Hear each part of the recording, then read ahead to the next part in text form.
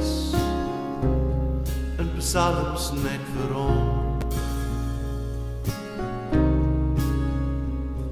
Lof en eer verlaat my tong, halleluja's net vir hom. Oor die rykdom van sy liefde vir my.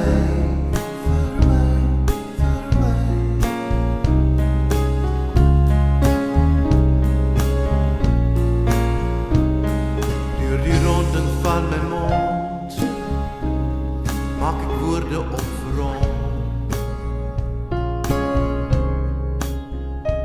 En die klankleer van my stem leef die sange net vir hom.